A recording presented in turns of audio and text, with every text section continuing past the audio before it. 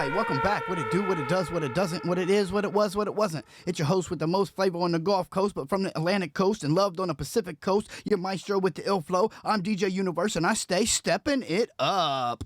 All right, welcome back. Check me out. My mic is falling on me. Okay, so anyway, I'm recording this for all the other people, but right now I'm also live with TikTok and Instagram, and this is Third Eye Vision, with your host, DeeJayUniverse, at Everlasting Impressionz Studios and Products of Society, LLC.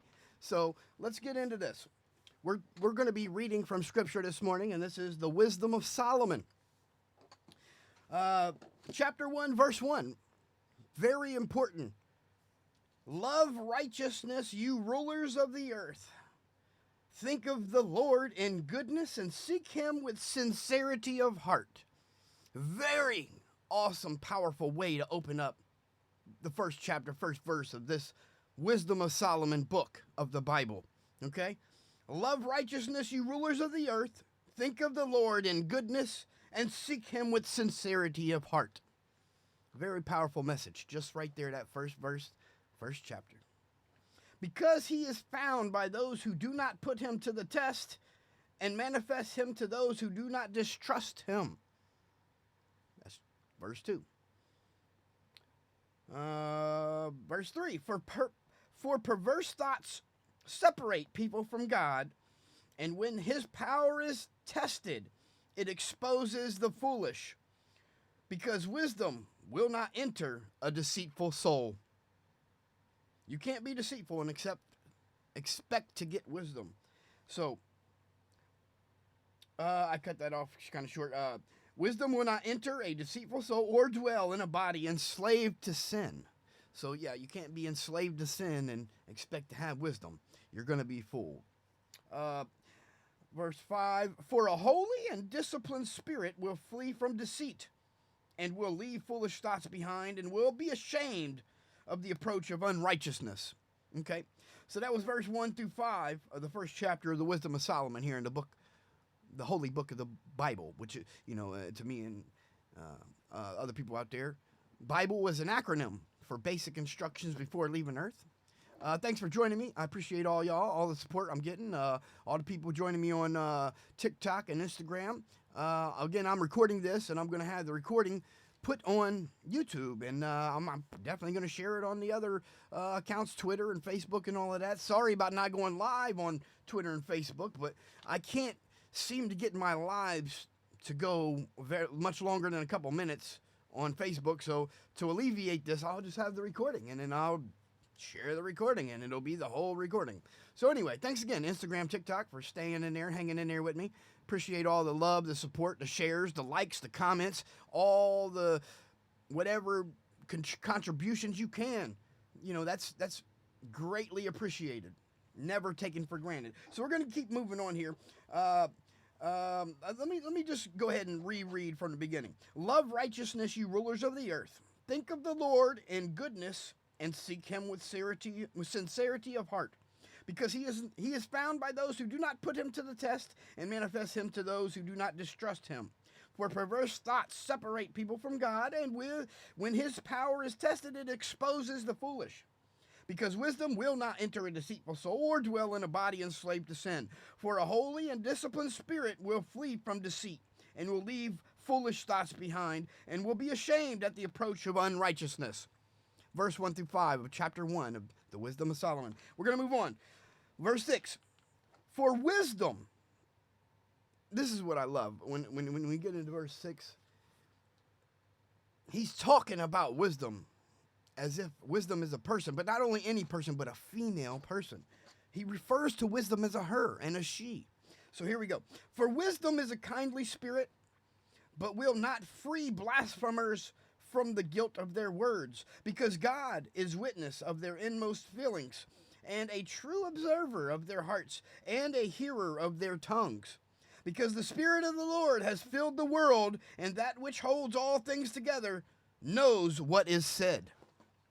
Therefore, those who utter unrighteous things will not escape notice, and justice, when it punishes, will not pass them by. For inquiry will be made into the counsels of the ungodly, and a report of their words will come to the Lord to convict them of their lawless deeds. Because a jealous ear hears all things, and the sound of grumbling does not go unheard. Beware then of useless grumblings, and keep your tongue from slander, because no secret word is without result, and a lying mouth destroys a soul. So please, people, whatever you do, do not slander or lie, because that will destroy your soul. Especially slandering others or lying on others. This is damning to your soul. Do not invite death. This is verse 12 here. We just went through verse 6 through 11. Now we're on verse 12 of chapter 1 of the Wisdom of Solomon. Do not invite death by the error of your life, or bring on destruction by the hands of, or by the, or bring on destruction by the works of your hands, because God did not make death, and he does not delight in the death of living things. Okay? So, verse 14, chapter 1 here. For he created all things so that they might exist. For the generative forces of the world are wholesome, and there is no destructive poison in them. And the dominion of Hades is not on earth. Okay? For righteousness is immortal. Righteousness is immortal. It lives forever. Righteousness is immortal. But the ungodly by their words and deeds summon death, considering him a friend. The ungodly summoned death, considering death a friend. They pinned away and made a covenant with him, because they are fit to belong to his company. Okay? So the next chapter is going into talking about how the ungodly made a covenant with death.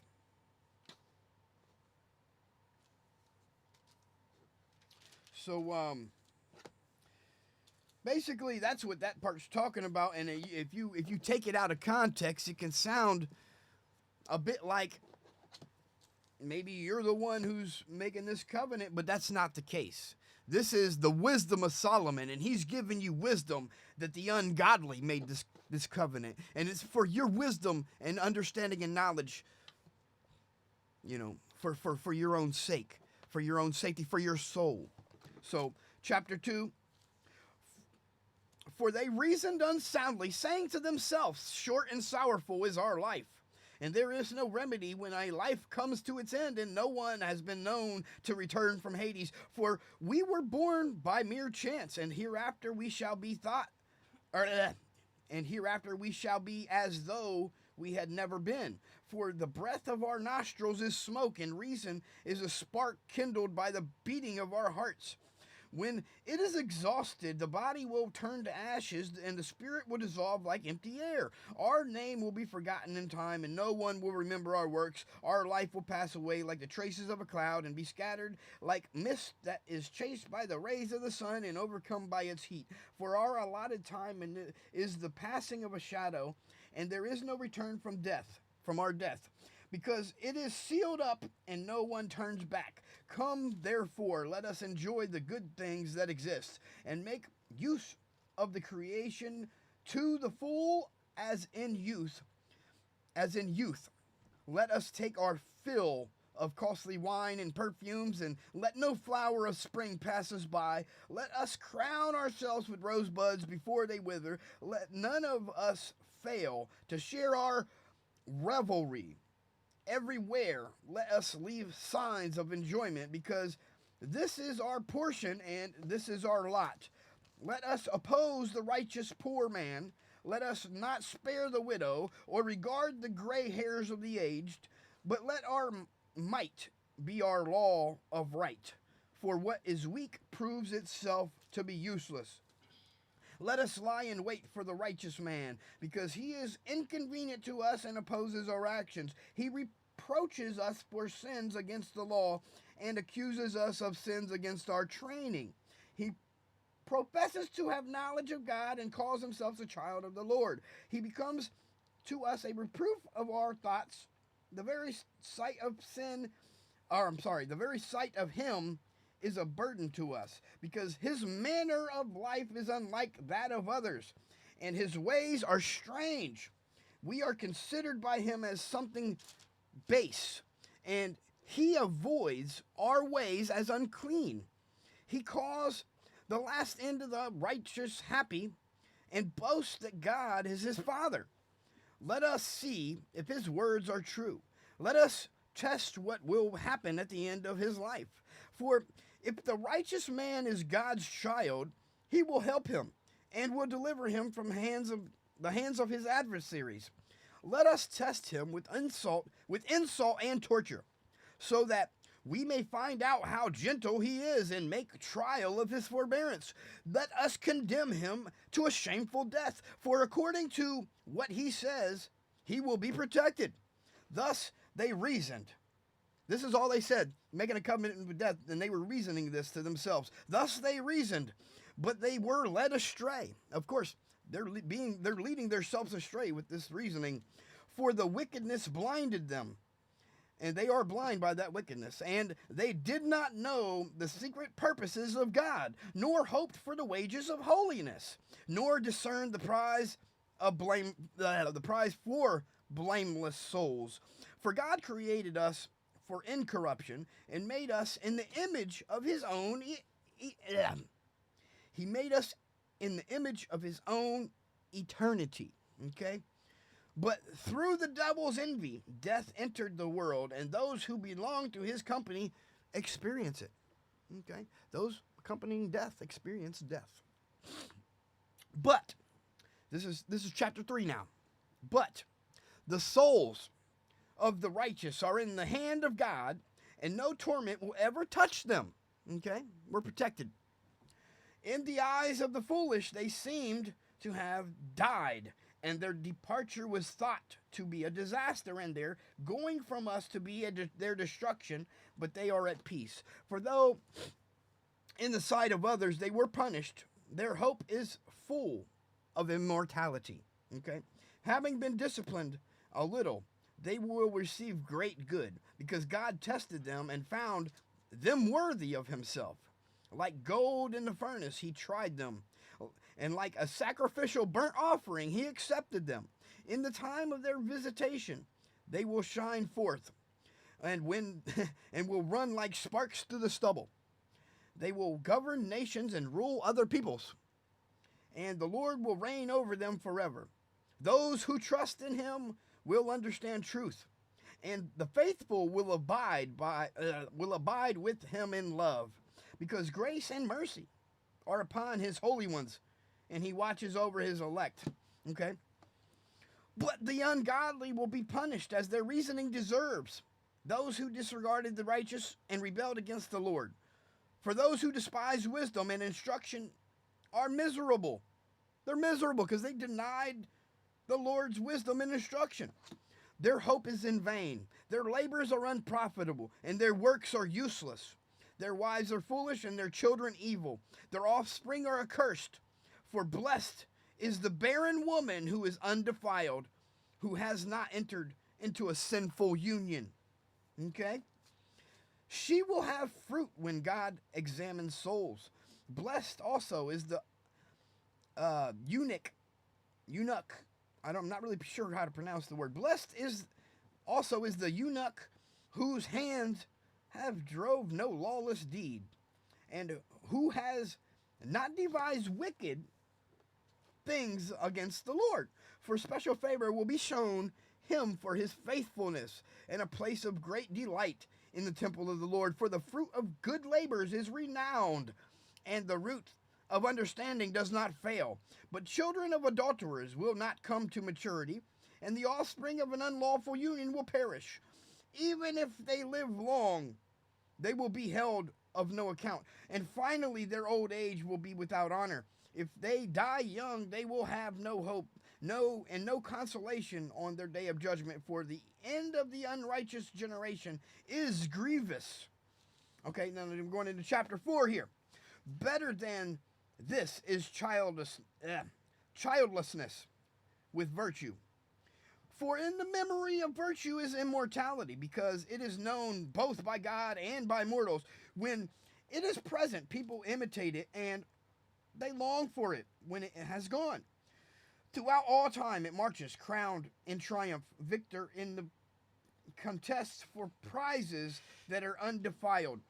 But the prolific brood of the ungodly will be of no use, and none of their illegitimate seedlings will strike a deep root or take firm hold, for even if they put forth boughs for a while, standing insecurely, they will be shaken by the wind and by the violence of the winds, and they will be uprooted. The branches will be broken off before they come to maturity, and their fruit will be useless, not ripe enough to eat, and good for nothing. For children born of unlawful unions are witnesses of evil against their parents when God examines them. But the righteous, though they die early, will be at rest. For old age is not honored, excuse me, for old age is not honored for length of time or measured by numbers of years, but understanding is gray hair for anyone, and a blameless life is ripe old age. There were some who pleased God and were loved by him, and while living among sinners were taken up, okay? They were caught up, so that evil might not change their understanding or guile deceive their soul or their souls. For the fascination of wickedness obscures what is good, and roving desire perverts the innocent mind. Okay? Being perfected in a short time, they fulfilled long years, for their souls were pleasing to the Lord. Therefore, he took them quickly from midst of the wickedness. Therefore, he took them quickly from the midst of the wickedness. Yet the people saw and did not understand. Okay? Or take such thing to heart, that God's grace and mercy are with his elect, and that he watches over his holy ones. Okay? The righteous who have died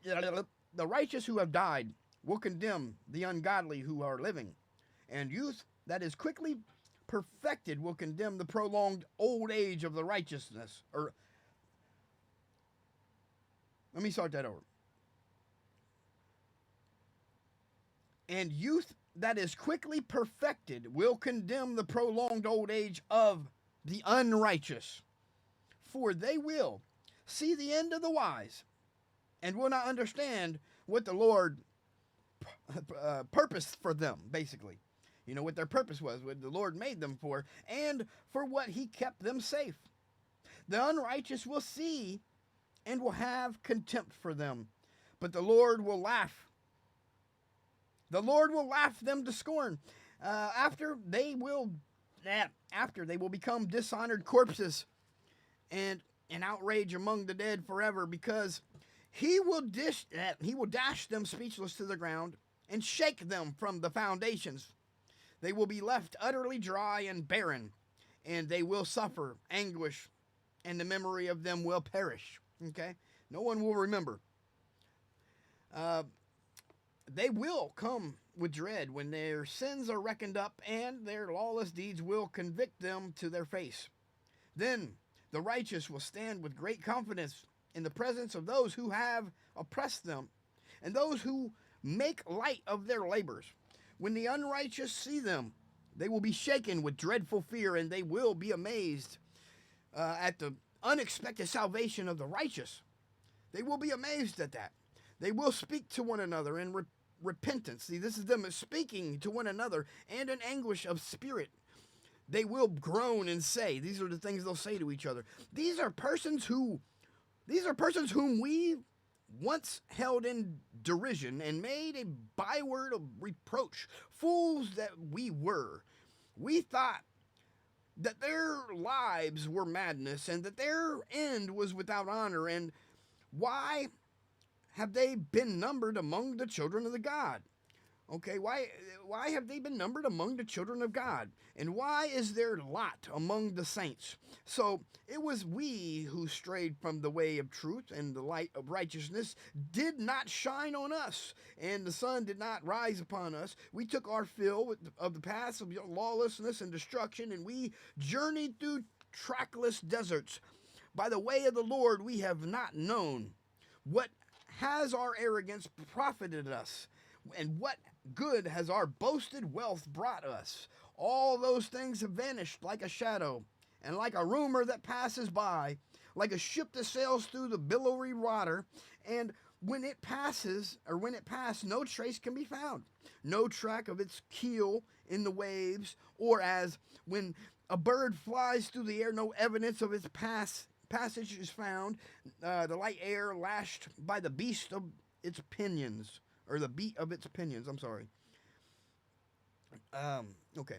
And pierced by the force of its rushing flight, it traversed by the moment of the wing of its wings, and afterwards no sign of its coming is found there.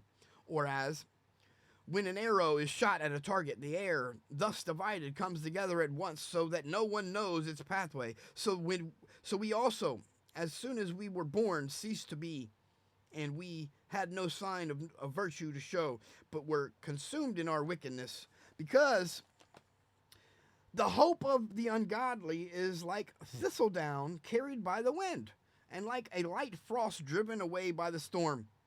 It is dispersed like smoke before the wind. It is passed like the remembrance of a guest who stays but a day. Okay? So, but the righteous live forever. Now we're moving on to what, that was the ungodly. This is the righteous. The righteous live forever, and their reward is with the Lord. The Most High takes care of them. Therefore, they will receive a glorious crown and a beautiful diadem from the hand of the Lord, because with his right hand he will cover them, and with his arm he will shield them. The Lord will take his zeal as his whole armor and will arm all creation to repel his enemies. He will put on righteousness as a breastplate and wear impartial justice as a helmet. He will take holiness as an invincible shield and sharpen stern wrath for a sword, and creation will join with him to fight against his frenzied foes. Okay? Shafts of lightning will fly with true aim and will leap from the clouds to the targets as from a well-drawn bow. And hailstones full of wrath will be hurled as from a catapult. The water of the sea will rage against them. The rivers will relentlessly overwhelm them. A mighty wind will rise against them like a tempest. It will winnow them away. Lawlessness will lay waste the whole earth, and evil doing will overturn the thrones of rulers. So, with that being said, this is where King Solomon starts to break down his actual wisdom. He was talking about unrighteous and righteous people in different parts of this first 5 chapters. Now he says, listen, therefore, O kings, and understand. Learn, O judges of the ends of the earth. Give ear, you that rule over multitudes, and boast of many nations, for your dominion was given you from the Lord. Okay? And your sovereignty from the Most High. He will search out your works and inquire into your plans, because as servants of his kingdom, you did not rule rightly or keep the law or walk according to his purpose or walk according to the purpose of God. He will come upon you terribly and swiftly, because severe judgment falls on those in high places. For the lowliest may be pardoned in mercy, but the mighty will be mightily tested. For the Lord of all will not stand in awe of anyone, or show deference to greatness, because he himself made both small and great, and he takes thought for all alike. But a strict inquiry is in store for the mighty. To you, then, O monarchs, my words are directed. He's directing his words to the mighty, so that you may learn wisdom and not transgress. He wants them to learn wisdom and not transgress, okay? For they will be made holy who observe holy things in holiness. You get that? For they will be made holy who observe holy things in holiness, okay? And those who have been taught them will find a defense. Therefore, set your desire on my words, long for them, and you will be instructed. Wisdom is radiant and unfading. See here, wisdom is radiant and unfading, and he's talking about wisdom, and she is easily discerned by those who love her. Wisdom is radiant and unfading, and she is easily discerned by those who love her and found by those who seek her, okay? She hastens, again, wisdom, she hastens to make herself known to those who desire her. One who rises early to seek her will have no difficulty, for she will be found sitting at the gate. To fix one's thought on her is perfect understanding, okay? Fix your thought on wisdom. It's perfect understanding. And one who is vigilant on her account will soon be free from care, okay? Because she goes about seeking those worthy of her, and she graciously appears to them in their paths and meets them in every thought. The beginning of wisdom is the most sincere desire for instruction, and concern for instruction is love of her. And love of her is keeping of her laws, and giving heed to her laws is assurance of immortality. And immortality brings one near to God, okay? So, the desire for wisdom leads to a kingdom. Therefore, if you delight in thrones and scepters, O monarchs over the peoples, honor wisdom so that you may reign forever, okay? I will tell you what wisdom is and how she came to be, and I will hide no secrets from you, but I will trace her course from the beginning of creation and make knowledge of her clear, and I will not pass by the truth, nor will I travel in the company of sickly envy. For envy does not associate with wisdom. The multitude of the wise is the salvation of the world. I've repeated this quote ever since I've read this quote. In chapter 6, verse 24 of the Wisdom of Solomon, the multitude of the wise is the salvation of the world, which means once the whole world is wise, that's the salvation of the world. You can't have a salvation of the world when not everyone has this wisdom. Everyone must have this wisdom, which is why they omitted this book from the Bible, because they don't want everybody to have this wisdom. I'm giving it to you because you may not know of the books that were written in between the Old and New Testaments. And I need to pass this wisdom along, as King Solomon needed to write it down and pass it along to the other kings and the other peoples of the earth, the other rulers of the earth. We need to let people know the multitude of the wise is the salvation of the world, okay? And a sensible king is the stability of any people. The sensible king is the stability of any people. A sensible king is the stability. Okay, you got to be a sensible king to have stability for your people. Therefore, be instructed by my words, and you will profit. Okay, so this is going into chapter 7, where he gets into talking about who he is and where he came from. Okay, right here it says, "I also am mortal, like everyone else." King Solomon, he was a mortal man, just like everyone else. A descendant of the first formed child of earth. So that means he descended from the first formed child of the earth, which there's, in Genesis says is Adam. So he was a descendant of Adam. And in the womb of a mother, I was molded into flesh. So he was molded into flesh in the womb of his mother. He was born like everybody else from a mom, okay? And within a period of 10 months, compacted with blood. So it took him 10 months in the womb before he was born, from the seed of a man and the pleasure of a marriage. So his parents were married, okay? They had love, and they made King Solomon, okay? So, and when I was born, I began to breathe the common air and fell upon the kindred earth, just like everyone else. My first sound was a cry, as is true of all. I was nursed with care in swaddling cloths, for no king has had a different beginning of existence. There is, for all, one entrance into life and one way out. Therefore I prayed, and understanding was given me. He prayed, and understanding was given to him. I called on God, and the spirit of wisdom came to me. He called on God, and the spirit of wisdom came to him. I preferred her to scepters and thrones. He preferred wisdom over scepters and thrones. I accounted wealth as nothing in comparison to her. No wealth is in comparison to wisdom, okay? Neither did I liken to hear any priceless gem, because all gold is but little sand in her sight. Gold is but sand in the sight of wisdom, people, okay? And silver will be accounted as clay before her. Even silver is clay to wisdom, okay? I loved her more than health and beauty, and I chose to have her rather than any light, okay? Wisdom was better than beauty and better than light, because wisdom gave him that, okay? And I chose to have rather than light, because her radiance never ceases. Wisdom's radiance never ceases, but light's radiance does, okay? So all good things came to me along with her. So everything that was good that came to him came because of wisdom. All good things came to me along with her, and in her hands uncounted wealth. In wisdom's hands he got uncounted wealth.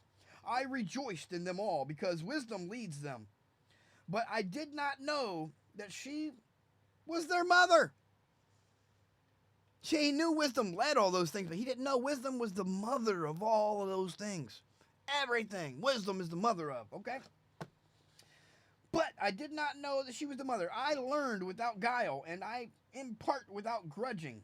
I do not hide her wealth, for it is an unfailing treasure for mortals. Those who get it obtain it.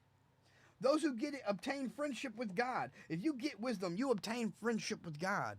Okay? It's definitely something you want to get. If you don't have wisdom, pray for it. You want to get that. Commended for the gifts that come from instruction. Okay? May God grant me to speak with judgment and to have thoughts worthy what I have received. Okay? He's praying to God to grant him judgment and have thoughts worthy of the wisdom he received. That's beautiful. For he is the guide even of wisdom. God is the guide even of wisdom. Okay? And the corrector of the wise. And he can correct the wise. Even if you're wise and you have wisdom, God can correct you. You've got to understand that. For both we and our words are in his hands. As are all understanding and skills and skill in crafts. Okay? For both we and our words are in his hand, and as are all understanding and skill in crafts. For it is he who gave me unerring knowledge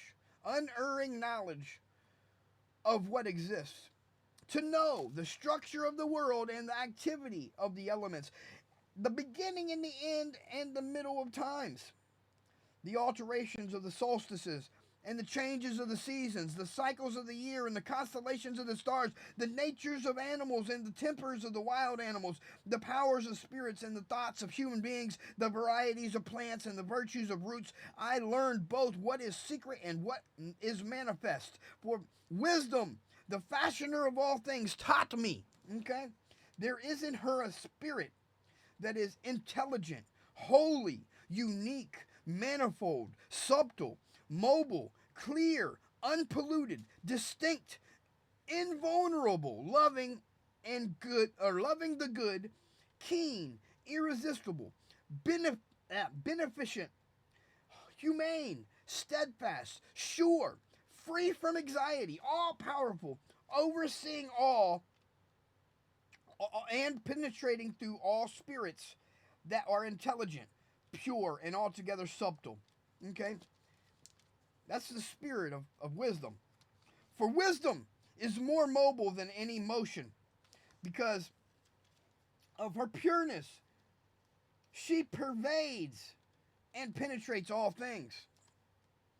For she is a breath of the power of God and a pure emanation of the glory of the Almighty. Therefore, nothing defiled gains entrance into her, for she is a reflection of eternal light, a spotless mirror of the working of God, and an image of his goodness. Although she is but one, she can do all things. And while remaining in herself, she renews all things. In every generation, she passes into holy souls and makes them friends of God and prophets. For her God loves nothing so much as the person who lives with wisdom. She is more beautiful than the sun and excels every constellation of the stars. Compared with light, she is found to be superior, for it is succeeded by the light. But against wisdom, evil does not prevail. Against wisdom, evil does not prevail, people. Okay? Again, it goes into chapter 8 here. But I'm gonna cut this off. I want you guys to also read amongst the books of the books in between the Old and New Testaments, the Apocrypha. And if you don't have those in your Bible, go to a Bible store. Request a Bible with the Apocrypha in it. Because all Bibles, all King James versions of the Bible have references to the Bible that has the Apocrypha in it, which was the original Bible before the King James Version came along. So, the Wisdom of Solomon is one of these books. If you want to read further, if you want to get further wisdom, if you want to know more about the Wisdom of Solomon, again, it's in the Bible. Check it out. This has been your host, DeeJayUniverse. I'm going to continue to do these Third Eye Sight shows, reading more scripture. I'll probably be doing them once a week on Sundays, as I have 2 other shows that I'm going to be also running. My Uni Beach show, where I make Uni Beach instrumentals live on air, and then my other show, Ear Candy's DJ Podcast, where we talk about all these things. You know, all the controversial things people don't want us to talk about. We're going to be talking about all those, okay? So thank you for joining. Much love and respect. And again, I'll be seeing you next time. And until the next episode, I want to wish you all peace, love, and respect. Thank you. And I am out of here. Mwah.